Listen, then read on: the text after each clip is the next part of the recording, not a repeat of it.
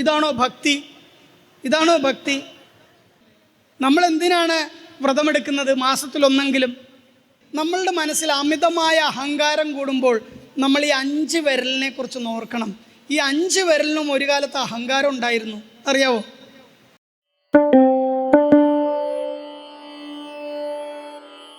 അപ്പോൾ ഗുരുവായൂരമ്പലത്തിൽ എല്ലാവരും പോയിട്ടുണ്ടല്ലേ?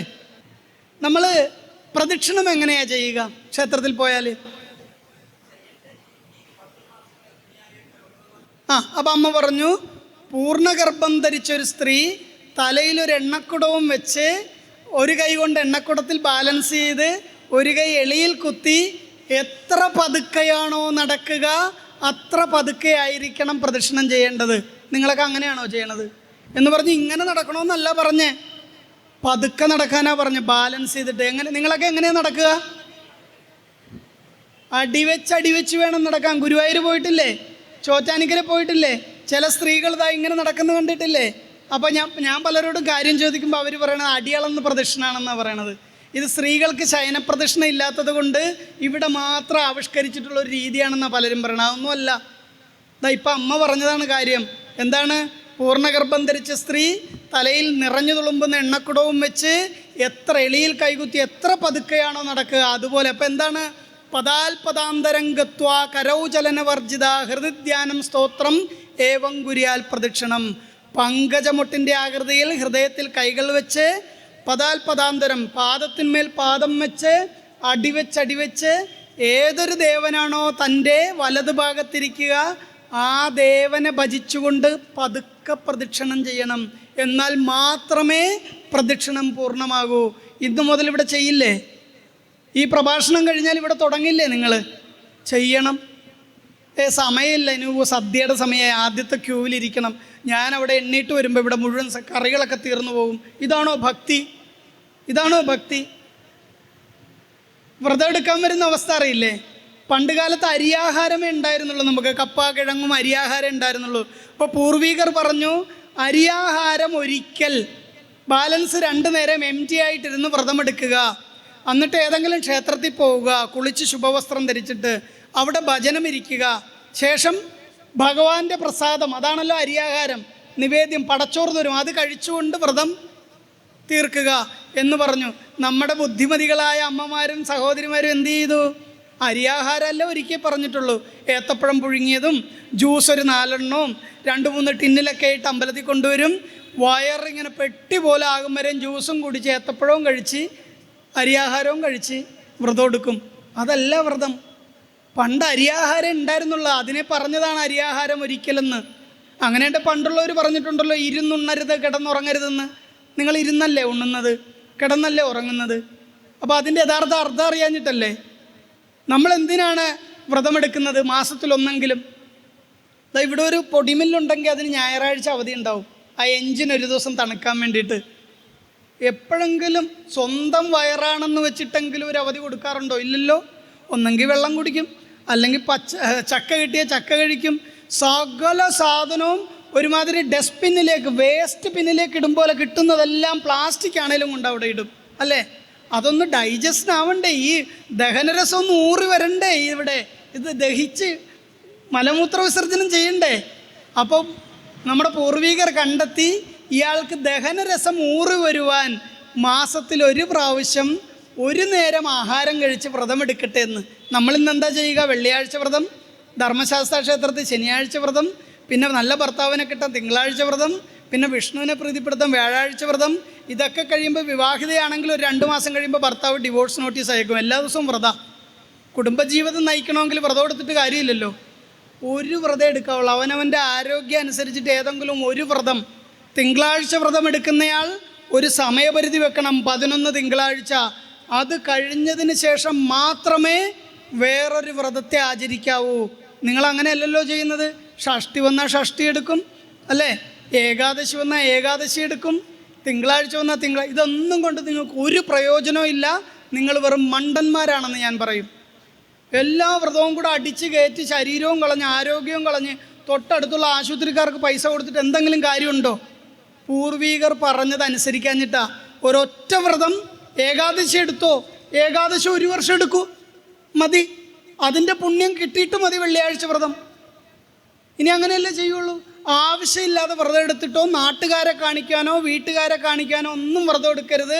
അവനവൻ്റെ ശാരീരികമായ അവസ്ഥയ്ക്കനുസരിച്ച് മാത്രമേ വ്രതം എടുക്കാവൂ. ഒരമ്മ ഷുഗറും പ്രഷറും BP-യും കൊളസ്ട്രോളും എല്ലാം ഉണ്ട്. ആ അമ്മ വരികയാണ്, അയ്യോ എനിക്ക് ആഹാരം കഴിക്കാതിരിക്കാൻ പറ്റില്ല, നിങ്ങൾ കളിയാക്കും. ആ അമ്മയുടെ നിഷ്കാമ ഭക്തിയാണ് അമ്മയുടെ വ്രതം.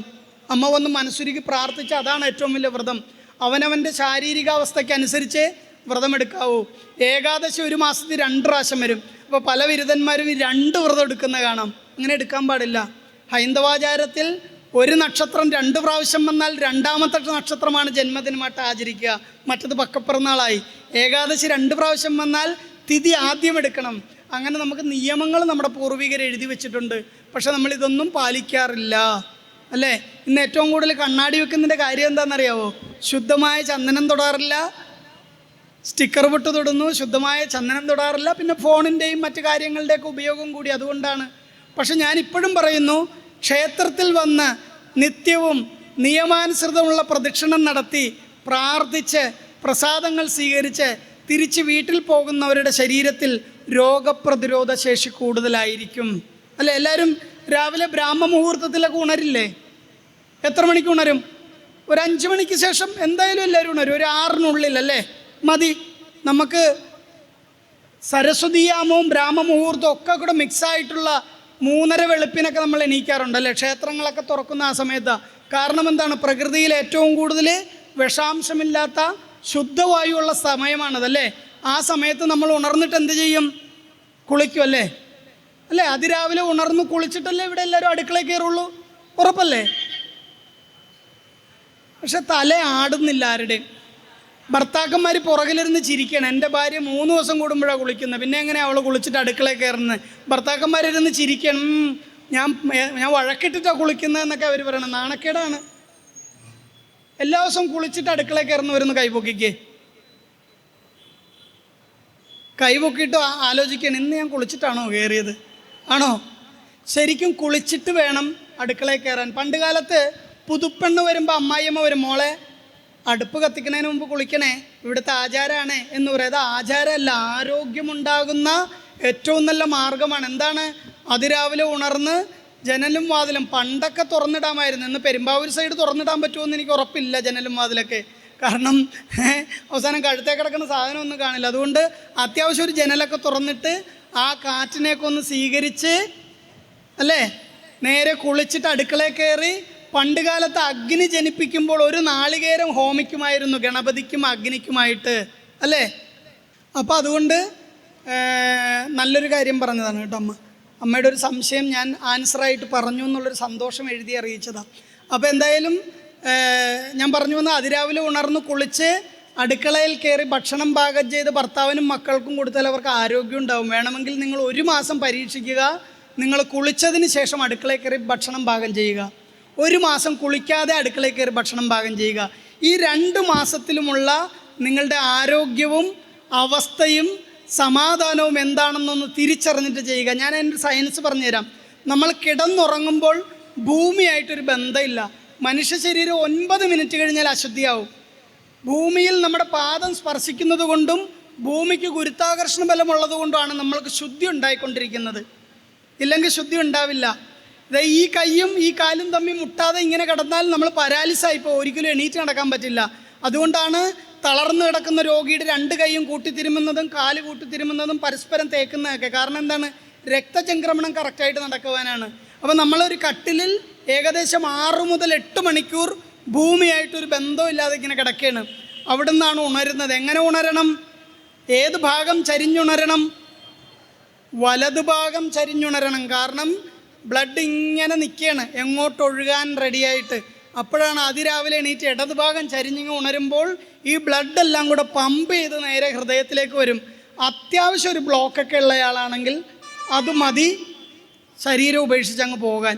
ഇപ്പോൾ നമ്മുടെ പൂർവികർ എത്ര സയൻറ്റിഫിക്കായിട്ടാണ് ഓരോന്ന് എഴുതി വെച്ചിരിക്കുക. ഉണരുമ്പോൾ വലതുഭാഗം ചരിഞ്ഞുണരണം, വലത്തോട്ടുണർന്നിട്ട് വരുമ്പോൾ ബ്ലഡ് കറക്റ്റായി. ആദ്യം ഏത് ഭാഗമാണ് ഭൂമിയിൽ സ്പർശിക്കേണ്ടത്?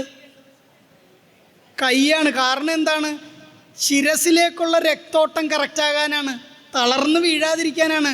വലതുപക്ഷം ചരിഞ്ഞുണർന്നിട്ട് ഒന്ന് ഭൂമിയെ സ്പർശിച്ചാൽ ശിരസിലോട്ടുള്ള രക്തചംക്രമണാവസ്ഥ കറക്റ്റാവും.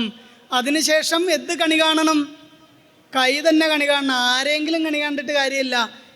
ഞാൻ എന്നെ തന്നെ ഒന്ന് റീഫ്രഷ് ചെയ്യേണ്ടത്. കരാഗ്ര വസതേ ലക്ഷ്മി കരമൂലേ സരസ്വതി എന്നൊക്കെ പറഞ്ഞിട്ടൊരു ധ്യാനം ഇല്ലേ? അത് ഇങ്ങനെ കയ്യിൽ നോക്കി ചൊല്ലുമ്പോൾ എൻ്റെ ആ ഒരു എനർജിയെ ഞാൻ തന്നെ കണി കണ്ട് ഉണർന്ന് നേരെ കുളിച്ച് അടുക്കളയിൽ പോകുമ്പോൾ എന്താ സംഭവിക്കുക? നമ്മുടെ ശരീരമൊക്കെ ശുദ്ധിയായിട്ട് അടുക്കളയിൽ കയറുക.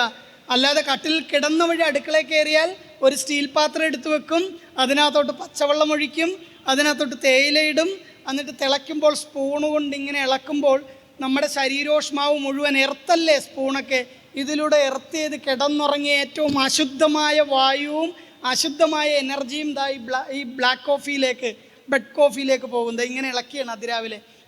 ജലം പെട്ടെന്ന് എർത്ത് ചെയ്തില്ലേ ഏത് എനർജിയെയും? ജലം അങ്ങനെ ഇല്ലെങ്കിൽ ഇന്ന് ഇവിടുന്ന് പോയിട്ട് നന്നായിട്ട് വെള്ളത്തിൽ കൈമുക്കണം, എന്നിട്ട് സ്വിച്ച് ബോർഡിൽ നിന്നൊരു വയറിങ്ങനെ ഇടണം, എന്നിട്ട് തൊട്ട് നോക്കണം. നനഞ്ഞ കൈ കൊണ്ട് സ്വിച്ച് ബോർഡിലും തൊട്ടാൽ മതി, നിറത്തടിക്കില്ലേ? അതുപോലെയാണ് കാപ്പി ഇങ്ങനെ രാവിലെ കുളിക്കാതെ പോയി പഞ്ചസാരയും തേയിലയിട്ട് ഇങ്ങനെ ഇളക്കുമ്പോൾ നമ്മൾ ആ 8-9 മണിക്കൂർ കിടന്നുറങ്ങിയ ദുഷിച്ച മുഴുവൻ എനർജിയും ബെഡ് കോഫിയായി. ഇതാണ് പഠിക്കാനിരിക്കണ കൊച്ചിനും കൊണ്ടു കൊടുക്കും. മോൻ കുടിച്ചോ നല്ല എനർജി ഉണ്ടാവട്ടെ എന്ന് വിഷാ കൊടുക്കുന്നത്. പണിക്ക് പോണ ഭർത്താവിനും കൊടുക്കും, ചേട്ടൻ കുടിച്ചോ ചേട്ടന് ആരോഗ്യം ഉണ്ടാവട്ടെ എന്ന്. ഈ ഒരു അവസ്ഥ മാറ്റാനാണ് നമ്മുടെ പൂർവികർ പറഞ്ഞത് കുളിച്ചിട്ട് അടുക്കളയിൽ കയറാൻ. ഏറ്റവും ശുദ്ധമായ മനസ്സും നിർമ്മല ഭക്തിയും നല്ല ശരീരത്തോടു കൂടി തിരുമേനി എന്നല്ലേ വിളിക്കണേ? ആരെയും വിളിക്കാം തിരുമേനി എന്ന്? നല്ല ദേഹമുള്ളയാൾ അല്ലേ? തിരുമനസ്, നല്ല മനസ്സുള്ളയാൾ. ജാതിയുടെ അടയാളമല്ല തിരുമേനിയും തിരുമനസ്സും. എന്നെയും വിളിക്കാം, ദാ അമ്മയെ എനിക്ക് തിരുമനസ്സെന്ന് വിളിക്കാം, ദാ ഈ ഇരിക്കുന്ന അദ്ദേഹത്തെ എനിക്ക് തിരുമനസ്സെന്ന് വിളിക്കാം. പക്ഷെ അദ്ദേഹത്തിന് നല്ലൊരു മനസ്സുണ്ടാവണം, മറ്റുള്ളവരെ സഹായിക്കുക എന്നൊരു ചിന്ത ഉണ്ടാവണം, ധർമ്മം ഉണ്ടാകണം. അങ്ങനെയുള്ളവരെ നല്ല പേര് വിളിക്കാം. ഒരു അധ്യാപകനെ അധ്യാപകനെന്നല്ലാണ്ട് വേറെ എന്തെങ്കിലും വിളിക്കുമോ നമ്മൾ? അല്ലേ എന്ന് പറഞ്ഞ പോലെ. അപ്പോൾ ഞാൻ പറഞ്ഞത് 1 മാസം കുളിക്കാതെ അടുക്കളയിൽ കയറുക, 1 മാസം കുളിച്ചിട്ട് അടുക്കളയിൽ കയറുക.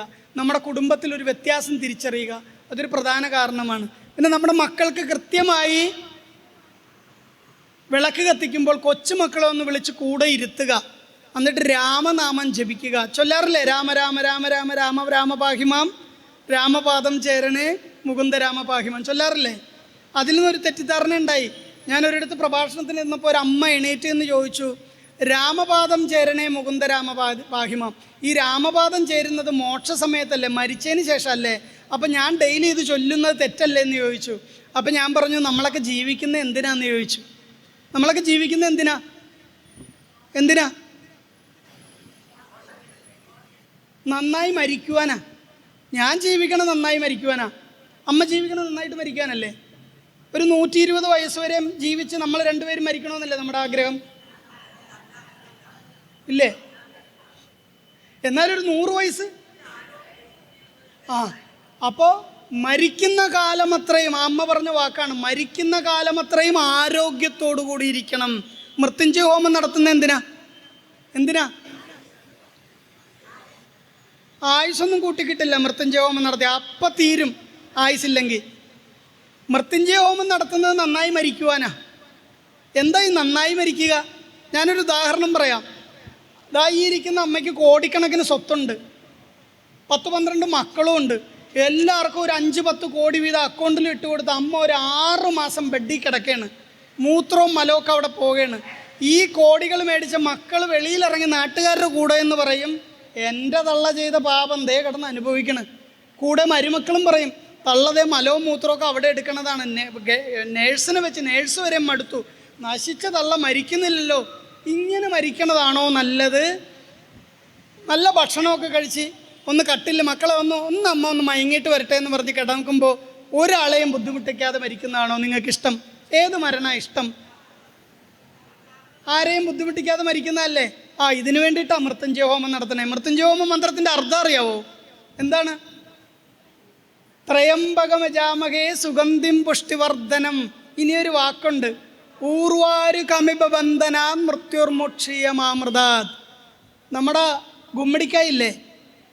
എന്താണ്? കുമ്പളങ്ങ. കുമ്പളങ്ങ വള്ളിയിലാണ് ഉണ്ടാവുക അല്ലേ, മരത്തിലല്ല, വള്ളിയിൽ. അതിങ്ങനെ ഭൂമിയിലേക്ക് കിടക്കും. ഊർവാരു കമിപ ബന്ധന. മൃത്യുഞ്ജയ മന്ത്രം എന്താണ്? ഈ കുമ്പളങ്ങ ഈ വള്ളിയിൽ നിന്ന് ഭൂമിക്കോ വള്ളിക്കോ ബുദ്ധിമുട്ടില്ലാണ്ട് എങ്ങനെയാണോ പഴുത്ത് പാകമായി ഞെട്ടറ്റു പോകുന്നത്, അതുപോലെ എൻ്റെ ശരീരത്തിൽ നിന്ന് ആത്മാവ് വേർപെടണമെന്ന് പ്രാർത്ഥിക്കുന്ന മന്ത്ര മൃത്യുഞ്ജയം. അല്ലാതെ മൃത്യുഞ്ജയം നടത്തി ചിരഞ്ജീവിയായിട്ടൊന്നും ജീവിക്കാൻ പറ്റില്ല.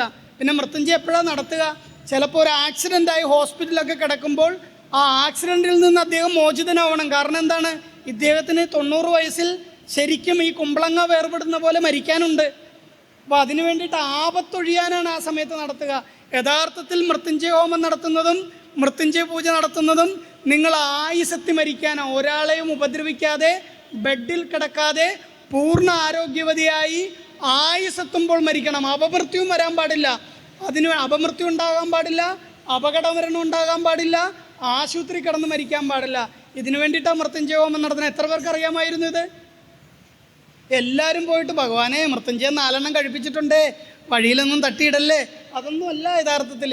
നിങ്ങളെ ആയുസ്സെത്തിച്ച് മരിപ്പിക്കുവാനുള്ള മന്ത്രമാണ് മൃത്യുഞ്ജയ മന്ത്രം. അപ്പോൾ കിടന്ന് മരിക്കണോ? വേണ്ടല്ലോ. എന്താ കണ്ണാടി വെച്ച് അദ്ദേഹം ഇങ്ങനെ വെക്കാണ്. പിന്നെ നമ്മുടെ ചില സ്ത്രീകൾ ഇപ്പോൾ ഷാളൊക്കെ എടുത്തിട്ട് ഇങ്ങനെ കഴുത്തിൽ ഇങ്ങനെ ഇട്ട് ക്ഷേത്രത്തിലൊരു വരവുണ്ട്, ഇങ്ങനെ നെഞ്ചൊക്കെ വിരിച്ച്. അങ്ങനെയൊന്നും ക്ഷേത്രത്തിൽ കയറിക്കൂടാ. ഏറ്റവും പവിത്രമായും ഭക്തിയോടെ ഞാനിങ്ങനെ മുണ്ടൊക്കെ ഇങ്ങനെ ഒന്ന് മടക്കി കുത്തി ക്ഷേത്രത്തിൽ കയറിയാൽ നിങ്ങൾക്കത് കാഴ്ചയിൽ എന്തു തോന്നും? ഞാൻ മുണ്ടും മടക്കി കുത്തി, അവൻ്റെ ഒരു പോക്ക് കണ്ടില്ല. നിങ്ങളുടെ ഒരു ഒറ്റ വാക്ക് മതി, ചിലപ്പോൾ ഞാൻ പോണ വഴി എവിടെയെങ്കിലും വീഴും. കാരണം അതൊരു ശാപമാണ്, കാണുന്ന ഭക്തൻ്റെ ശാപം. അപ്പോൾ ദേവനെ ബഹുമാനിച്ചില്ലെങ്കിൽ നമുക്കുണ്ടാകുന്ന അവസ്ഥ എന്താണ്? ദേവൻ എന്ന് പറയുന്നത് എന്താണ്? ദിവെന്ന ധാതുവിൽ നിന്നും ദേവൻ എന്ന പദമുണ്ടായി. ദൈവം എന്നാൽ എന്താണ്? ദിവെന്ന ധാതുവിൽ നിന്നും ദൈവം എന്ന പദമുണ്ടായി. പ്രകാശമെന്ന ഇതാ അകത്തിരിക്കുന്ന പ്രകാശമാണ്. നമ്മുടെ ഉള്ളിൽ പ്രകാശിക്കുവാൻ വേണ്ടിയിട്ട് നമ്മൾ ഡെയിലി വന്ന് സ്വീകരിക്കുന്നൊരവസ്ഥയാണത്. അപ്പോൾ അവിടെ ഒരു ഉത്തമമായ വസ്ത്രധാരണമല്ലേ. ഇപ്പം നിങ്ങളൊക്കെ ചുരിദാറൊക്കെ ഇടുന്നവരുണ്ടല്ലേ, ചുരിദാറിൻ്റെ ഷാൾ ഇങ്ങനെ കഴുത്തിൽ ഒരെണ്ണം ഇങ്ങോട്ടും ഒരെണ്ണം ഇങ്ങോട്ടും, ഒരു ഭംഗിയില്ലാത്ത രീതിയിൽ നിങ്ങൾ ആരെങ്കിലും തൊഴുവോ? ചില ആൾക്കാർ ഇങ്ങനെ എടുത്ത് തലവഴിയൊക്കെ ഇട്ട് ശരിക്കും മുഖം മറച്ചിട്ടൊന്നും ക്ഷേത്രത്തിൽ കയറിക്കൂടാ. തല മറച്ചിട്ടോ. നോർത്ത് ഇന്ത്യയിലുണ്ട്, അവിടെ താന്ത്രിക വിധാനത്തിലുള്ള ക്ഷേത്രമല്ല. നമ്മുടെ ക്ഷേത്രത്തിലെ ചൈതന്യം ഉണ്ടാകുന്നതും നമ്മളിലേക്ക് എത്തുന്നതും വ്യത്യസ്തമാണ്. അപ്പോൾ ഷാളൊക്കെ അങ്ങനെ ഇടാതെ കുറച്ച് വൃത്തിയായിട്ടും ഭക്തിയായിട്ടുമൊക്കെ കയറിക്കുക. ഞാൻ സ്ത്രീകളെ മാത്രമല്ല പുരുഷന്മാരോടും പറയുകയാണ്, കള്ളിമുണ്ടൊക്കെ കൊടുത്തിട്ട് കയറും. അതൊന്നും ഒരു ക്ഷേത്രത്തിന് അതുകൊണ്ട് ദോഷമുണ്ടാകുന്നു എന്നല്ല ഞാൻ പറയുന്നത്. ഒരു ഭക്തിക്ക് നിരക്കാത്ത വസ്ത്രധാരണ രീതി. എന്നാൽ മാന്യമായ വസ്ത്രം ധരിച്ചോളൂ എന്ന് പറയണമെങ്കിൽ ഒരാൾ ഹെൽമറ്റും വെച്ച് ഒരു കൂളിംഗ് ഗ്ലാസും വെച്ച് നല്ല ബനിയനും ഇട്ട് അതിൻ്റെ മേളിലൊരു ഓവർകോട്ടും ഇട്ട് പാൻറ്റും ഇട്ട് കയറുന്ന മാന്യമായ വസ്ത്രമാണോ? നാണം മറച്ചിട്ടുണ്ട് എന്നും പറയുന്നത് മാന്യതയാണോ? ഒരു ക്ഷേത്രത്തിൽ കയറുന്ന വസ്ത്രമാണോ? അല്ലല്ലോ. അപ്പോൾ ക്ഷേത്രാചാരങ്ങൾക്ക് അനുസരിച്ചിട്ടുള്ള വസ്ത്രവിധാനം നല്ലതല്ലേ? അപ്പോൾ ചുരിദാർ ഇട്ടോളൂ, പക്ഷെ അതിന് ഒരു മാന്യത വേണം. ഇത് ഇത്രയും കൈയുള്ള ചുരിദാർ, ഇത്രയും കൈയുള്ള ചുരിദാർ, ഇത്രയും കഴുത്ത് വെട്ടിത്തരിച്ച ഡ്രസ്സ്, ഇതൊക്കെ ഇട്ടിട്ട് ക്ഷേത്രത്തിൽ വരാൻ പാടില്ല. അത് ക്ഷേത്രത്തിൻ്റെ നിയമങ്ങൾക്കെതിരാണ്. അതൊക്കെ ഒന്ന് ശ്രദ്ധിക്കണം. ഞാൻ പല സിറ്റികളിലുള്ള പല ക്ഷേത്രങ്ങളിലും ഞാൻ രഹസ്യമായി കണ്ടിട്ടുണ്ടെങ്കിൽ അവരെ വിളിച്ചിട്ട് പറയും, അങ്ങ് വന്നത് ഭക്തി കൊണ്ടാണോ? അതെ. അപ്പോൾ അങ്ങ് ഈ ദേവനെ വിശ്വസിക്കുന്നുണ്ടോ? ഉണ്ട്. അപ്പോൾ അങ്ങ് ക്ഷേത്രത്തിന് അനുയോജ്യമായ വസ്ത്രം ധരിക്കുകയാണെങ്കിൽ അങ്ങേക്കത് ഒരു ആത്മസാക്ഷാത്കാരം ആകില്ലേ എന്നും പറഞ്ഞിട്ട് ആ കാര്യം പറഞ്ഞു കൊടുക്കുമ്പോൾ പിന്നെ ജീവിതത്തിൽ അവർ ക്ഷേത്രത്തിൽ വരുമ്പോൾ ആ വസ്ത്രം ഇത് വാശി കാണിക്കലാണ്. അവിടെ ചെന്നപ്പോൾ പ്രസിഡൻറ്റ് പറഞ്ഞു, നീ കള്ളിമുണ്ട് എടുത്തുകൂടാ. എന്നാൽ പിന്നെ കൂട്ടുകാരെ വിളിക്കും, വാടാ ഒരു 4 പേര് കള്ളിമുണ്ട് എടുത്ത് അമ്പലത്തിൽ പോകാം. പ്രസിഡൻറ്റ് 4 പേരുടെ എന്ത് പറയുമെന്ന് നോക്കാമല്ലോ, കൂടുതൽ പറഞ്ഞ ഒരു അടി കൊടുക്കാം. ഈ മനോഭാവം ഹിന്ദുവിനുണ്ട്. കാരണം എന്താ? ഹിന്ദു അല്ല സംസാരിക്കണത്. സന്ധ്യ കഴിഞ്ഞാൽ വേറെ ഏതോ പദാർത്ഥങ്ങളാണ് സംസാരിക്കുന്നത്. അത് ഹിന്ദുവിൽ കൂടി വരികയാണ് അല്ലേ? നമ്മളൊക്കെ ജീവിക്കുന്ന എന്തിനാ? നന്നായി മരിക്കുവാനാ. പരധർമ്മമില്ലാതെ നമുക്ക് ജീവിക്കാൻ പറ്റുമോ? ജീവിക്കാൻ പറ്റില്ലല്ലോ. അപ്പം മറ്റുള്ളവരെ സഹായിച്ചിട്ട് ജീവിക്കുക. ഞാനൊരു ജന്മനക്ഷത്രത്തിൻ്റെ കാര്യം പറഞ്ഞു. നമ്മുടെ ഈ കേട്ടിരിക്കുന്നവരിൽ നിങ്ങളുടെ മക്കളെ ഇനി അങ്ങനെയല്ലേ ജന്മനക്ഷത്രം നടത്തുള്ളൂ. അത് പറഞ്ഞപ്പോൾ ഒരു കണ്ണൻ്റെ വരവാണ്, കണ്ടോ, ഒരു കുട്ടിയുടെ വരവാണ്. അപ്പോൾ ഭഗവാൻ ആഗ്രഹിക്കുന്നു ധർമ്മശാസ്താവിൻ്റെ ബാലസ്വരൂപമാവാം, അല്ലെങ്കിൽ ശ്രീകൃഷ്ണൻ്റെ ബാലരൂപമാവാം. ആ സമയത്ത് ഓടിപ്പോയി. അല്ല, ഇടത്ത് നിന്ന് വലത്തോട്ടാണ്, ഹൃദയത്തിന് പാരലായിട്ട് ഇങ്ങനെ പോയി. അപ്പോൾ അത് നിങ്ങളങ്ങനെ ആചരിച്ചാൽ ദേവൻ നിങ്ങളിൽ പ്രസാദിക്കും, നിങ്ങളുടെ കുലത്തിൽ സംസ്കാരം ഉണ്ടാകും. അല്ലേ? വിളക്ക് കത്തിക്കുക. എത്ര തിരിയിട്ട് വിളക്ക് കത്തിക്കും? 5 തിരിയിടും, 2 തിരിയിടും, 7 തിരിയിടും. അല്ലാതെ നമ്മുടെ ബഡ്ജറ്റ് അനുസരിച്ചിട്ടുള്ളൂ. തിരിയാണോ ഇടുന്നത്? 2 തിരി കൂട്ടിയിടുക, 5 തിരി കൂട്ടിയിടുക, 10 തിരി കൂട്ടിയിടുക, അതല്ലോ. ദീപത്തിനാണ് പ്രാധാന്യം. 2 ദീപം, 5 ദീപം, 7 ദീപം. നിങ്ങൾ എത്ര തിരി കൂട്ടിയിട്ടാലും ഒരു ദീപമല്ലേ ഉണ്ടാവുള്ളൂ, അല്ലേ? അപ്പം 2, 5, 7 എന്ന കണക്കിൽ ദീപം തെളിയിക്കണം. സന്ധ്യാസമയത്ത് തെളിയിച്ചിട്ട് മിനിമം ഒരു മുഹൂർത്തം 40 മിനിറ്റെങ്കിലും കത്തണം. അതിനുശേഷം എന്ത് ചെയ്യണം? അണച്ചു വയ്ക്കണം. എങ്ങനെ അണക്കണം? അങ്ങനെയാണോ അണക്കണത്? പതുക്കെ അത് നമ്മൾക്ക് പ്രകാശം തരുന്ന ഈശ്വരനാണെന്ന് കൽപ്പിച്ച് ഒരു പുഷ്പം കൊണ്ടോ ചന്ദനത്തിരിയുടെ ആ തണ്ട് കൊണ്ടോ പതുക്കെ ഇങ്ങനെ, അല്ലെങ്കിൽ കൈക്കുള്ളിലെ കാറ്റുകൊണ്ട് പതുക്കെ അണയ്ക്കാമെന്നുണ്ട്. ഇങ്ങനെയല്ല, കൈക്കുമ്പിളിലെ കാറ്റുകൊണ്ട് അണച്ചു വയ്ക്കണം. അല്ലേ? വിളക്ക് കത്തിയാൽ ഐശ്വര്യം ഉണ്ടാകുമെന്നും പറഞ്ഞ് 24 hours കത്തിച്ചു വെക്കാൻ പറ്റുമോ? പറ്റില്ലല്ലോ. ഭക്ഷണം കഴിച്ചാൽ ആരോഗ്യം ഉണ്ടാകുമെന്നും പറഞ്ഞ് രാവിലെ മുതൽ രാത്രി വരെ കഴിക്കുമോ? നിങ്ങളില്ലല്ലോ. അതുപോലെ ആവശ്യത്തിന് മാത്രമായിരിക്കണം വിളക്ക് കത്തിക്കുക. അല്ലേ? പണ്ട് കാലത്ത് ചില വീടുകളിൽ 6 മുതൽ 7 വരെ വിളക്ക് കത്തിക്കും. അപ്പോൾ 7 മണിക്ക് കരണ്ട് കെട്ടുണ്ട്. അപ്പോൾ 6 മുതൽ 7 വരെ പ്രാർത്ഥിക്കുവാനുള്ളൊരു ഉപാധിയാണ് വിളക്ക്. എല്ലാ പ്രാർത്ഥന അതിൻ്റെ മുന്നിൽ ഇരുന്നിട്ടാണ്. എന്നിട്ട് വിളക്കണയ്ക്കുമ്പോൾ പറഞ്ഞ് മോനകത്ത് നിന്ന് വിളിച്ചാൽ അമ്മയെ കരണ്ട് കെട്ടാണ്. അപ്പോൾ അമ്മ പറയും എന്നാൽ പിന്നെ 7:30 കഴിഞ്ഞ് അണയ്ക്കാം. അപ്പോൾ 6 മുതൽ 7 മണി വരെയും ഇത് നമ്മുടെ ഈശ്വരനായിരുന്നു. 7 മുതൽ 7:30 വരെ കരണ്ട് കെട്ടിന് വിളക്ക് വെളിച്ചം തരുന്നൊരു ഉപാധിയായി. അതൊക്കെ പാപമാണ്. ആചരിക്കുകയാണെങ്കിൽ ധർമ്മത്തെ അറിഞ്ഞ് ആചരിക്കണം, ഇല്ലെങ്കിൽ ചെയ്യാൻ പോകരുത്. എല്ലാ മന്ത്രവും ഗൂഗിളിൽ അടിച്ചാൽ എല്ലാ മന്ത്രവും കിട്ടും. എല്ലാ മന്ത്രവും വായിച്ചിട്ട് സർവൈശ്വര്യത്തിന് മന്ത്രം, ഗൾഫിൽ നിൽക്കുന്ന മകന് പൈസ ഉണ്ടാക്കാൻ കുബേരമന്ത്രം, ആരോഗ്യം ഉണ്ടാകാൻ മൃത്യുഞ്ജയ മന്ത്രം, മറ്റതിന് മന്ത്രം, മറിച്ചതിന് മന്ത്രം, ഇതെല്ലാം ഗൂഗിളിലും യൂട്യൂബിലും കണ്ടിട്ട് കുത്തിയിരുന്ന് ജപിക്കുന്നവരാ നിങ്ങൾ. ഏതെങ്കിലും മന്ത്രം രക്ഷിച്ചോ? ഇല്ല. കാരണം എന്താണ്? ആയുർവേദവും ഹോമിയോയും അലോപ്പതിയും കൂടെ കഴിച്ചാൽ എന്തായിരിക്കും അവസ്ഥ? എന്തായിരിക്കും അവസ്ഥ? മന്ത്രങ്ങളൊക്കെ മനനാത്രായതേ ഇതി മന്ത്ര, അർത്ഥമറിഞ്ഞും അതിൻ്റെ ഗുണമറിഞ്ഞും മാത്രം ഗുരു ഉപദേശപ്രകാരം ജപിക്കുക. അല്ല എങ്കിൽ ഗുണത്തിലേറെ ദോഷം ചെയ്യും. അല്ലേ? അങ്ങോട്ട് പൊക്കോളൂ എന്ന് ഞാൻ കൈകൊണ്ട് ഇങ്ങനെ കാണിച്ച് പൊക്കോളാൻ പറഞ്ഞ് നിങ്ങൾ പോകും. പകരം അങ്ങോട്ട് പൊക്കോളൂ, അങ്ങോട്ട് പൊക്കോളൂ എന്ന് പറഞ്ഞ് ഈ മന്ത്രവും ഈ സൈനും തമ്മിൽ വ്യത്യാസമില്ലേ? ആയില്ലേ? അപ്പം മന്ത്രം പറയേണ്ട സമയത്ത് പറയേണ്ട രീതിയിൽ പറഞ്ഞാൽ അതിന് ശക്തിയുണ്ട്. ഒരിക്കൽ ശ്രീരാമകൃഷ്ണ പരമഹംസരുടെ അടുത്തൊരു ആൾ വന്നു. ഗുരുജി, ഈ മന്ത്രത്തിന് ശക്തിയുണ്ടോ എന്ന് ചോദിച്ചു. വളരെ സൗമ്യനാണ് സ്വാമി, ഒരാളെപ്പോലും വഴക്കിട്ടിട്ടില്ല. അപ്പോൾ അല്ല, അങ്ങനെ ശക്തി ഉണ്ടെങ്കിൽ ഞാൻ അങ്ങേ വിശ്വസിക്കും എന്ന് പറഞ്ഞു. അപ്പോൾ അദ്ദേഹം പറഞ്ഞു ഇരുന്നാട്ടെ എന്ന് പറഞ്ഞു. അപ്പോൾ ഇദ്ദേഹം ഇരുന്നു. എണീക്കടാന്ന് പറഞ്ഞു. പെട്ടെന്ന് ചാടി എണീറ്റു. കടക്ക് പുറത്തെന്ന് പറഞ്ഞു. പെട്ടെന്ന് ഈ വ്യക്തി നടന്നു പോയപ്പോൾ വിളിച്ചു, കുഞ്ഞേ വരൂ എന്ന് വിളിച്ചു. അപ്പോൾ മന്ത്രത്തിൻ്റെ ശക്തി മനസ്സിലായോ എന്ന് ചോദിച്ചു. പറയേണ്ട രീതിയിൽ പറയേണ്ട സമയത്ത് പറഞ്ഞാൽ ഏത് മന്ത്രത്തിന് ശക്തി ഉണ്ടാവും? ഇരിക്കൂ എന്ന് പറഞ്ഞപ്പോൾ ഇരുന്നു. എണീക്കടാ കടക്ക് പുറത്തെന്ന് പറഞ്ഞപ്പോൾ അറിയാതെ എണീറ്റ് പുറത്തുപോയി. തിരിച്ചു വിളിച്ചു, കുഞ്ഞേ വരൂ. ഇതാണ് മന്ത്രത്തിൻ്റെ ശക്തി. ഉപയോഗിക്കേണ്ട രീതിയിൽ ഉപയോഗിച്ചാൽ ഏത് മന്ത്രത്തിനും ശക്തിയുണ്ട്. പക്ഷെ അനാവശ്യമായ മന്ത്രങ്ങളൊന്നും എടുത്ത് ഉപയോഗിക്കേണ്ട.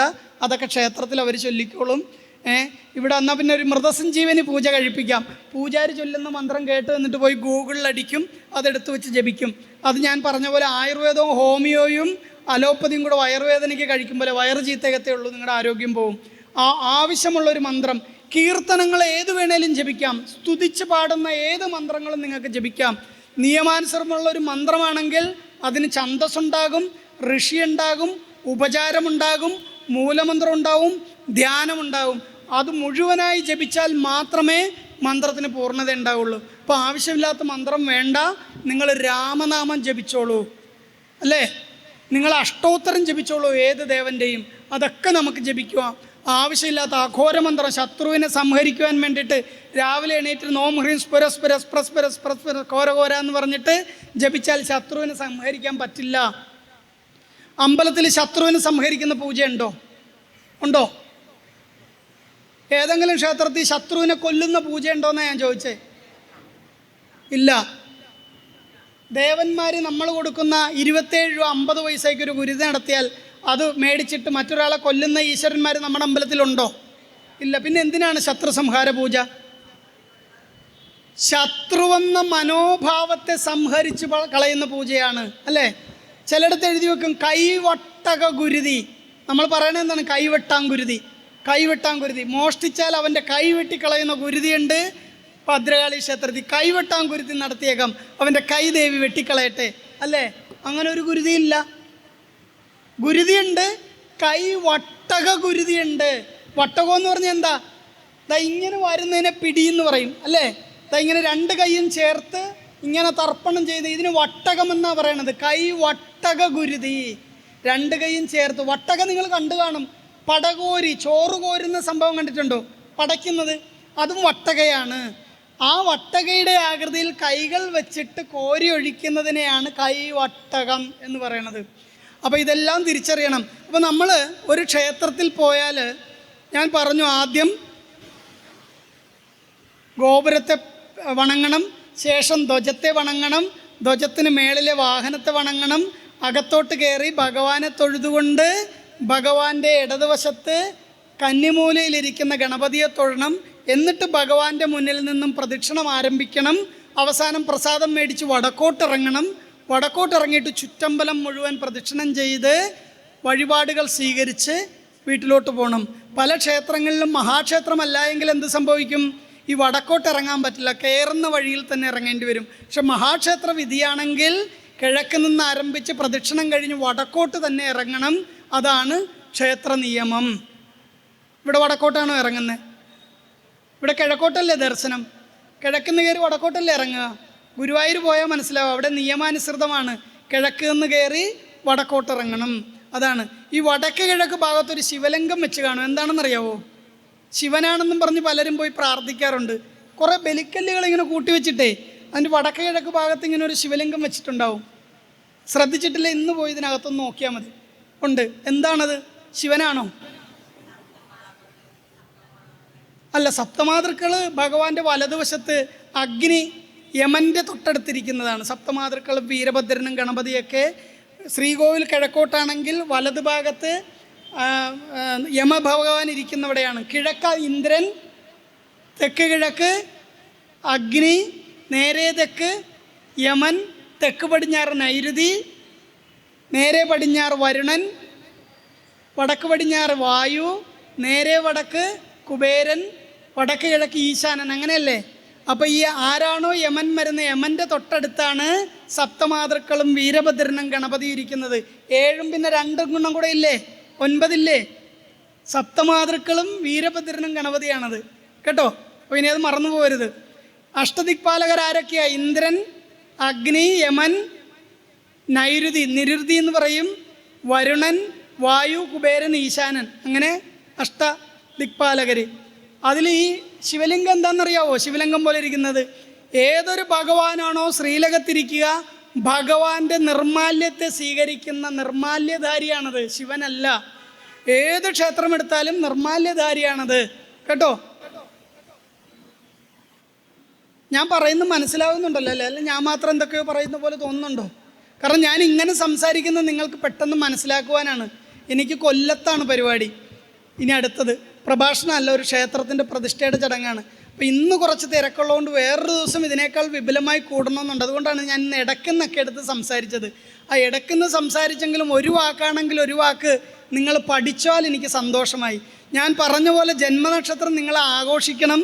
നിങ്ങൾ ആഘോഷിച്ചിട്ട് കൃത്യമായ എൻ്റെ വീഡിയോ കമ്മിറ്റിക്കാർക്ക് അയച്ചു കൊടുക്കണം. അല്ലെങ്കിൽ ഞാൻ എൻ്റെ നമ്പർ പറയാം, നിങ്ങൾ എഴുതിയെടുക്കുക, എനിക്ക് അയച്ചു തരിക. ഞാൻ അടുത്ത വർഷം കമ്മിറ്റിക്കാരോട് പറഞ്ഞിട്ട് നിങ്ങൾക്ക് അവാർഡ് സംഘടിപ്പിച്ചു തരും. അങ്ങനെ കേരളത്തിലെ മുഴുവൻ ആൾക്കാർക്കും അവാർഡ്. എൻ്റെ നമ്പർ എഴുതിയെടുത്തു, ഞാൻ പറഞ്ഞേക്കാം. 9595. ഒരു വേദിയിലും ഞാൻ ഇന്നുവരെ എൻ്റെ നമ്പർ പറഞ്ഞില്ല. എനിക്ക് ഇന്നിവിടെ പറയണമെന്ന് തോന്നി.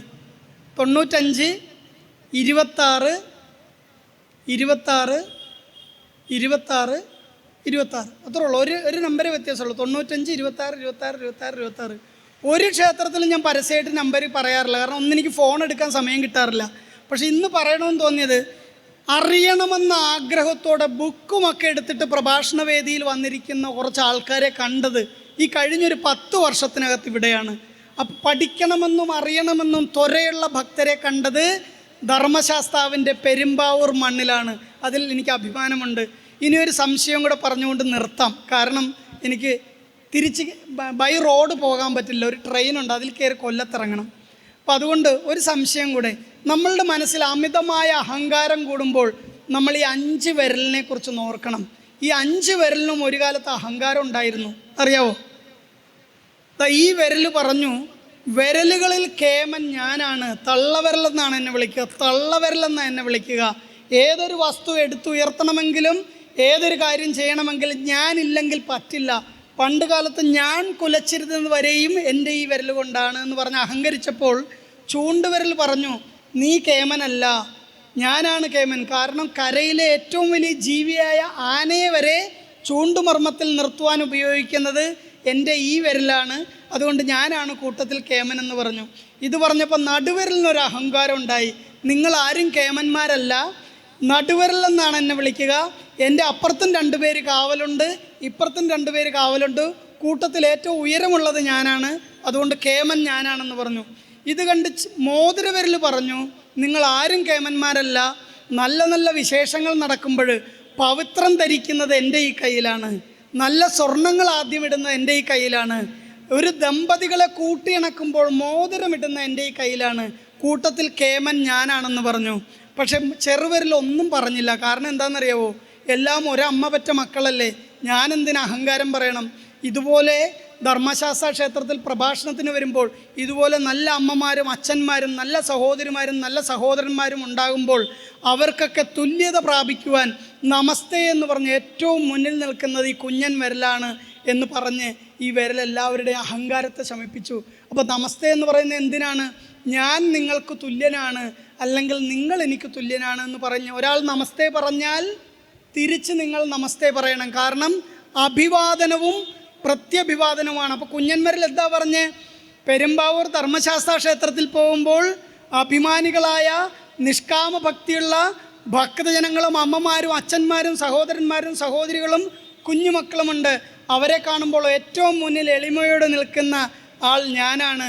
അതുകൊണ്ട് നമ്മൾ ആരും അഹങ്കരിക്കരുത്. നമസ്തേ എന്ന് പറഞ്ഞുകൊണ്ട് ഞാൻ നിർത്തുന്നു.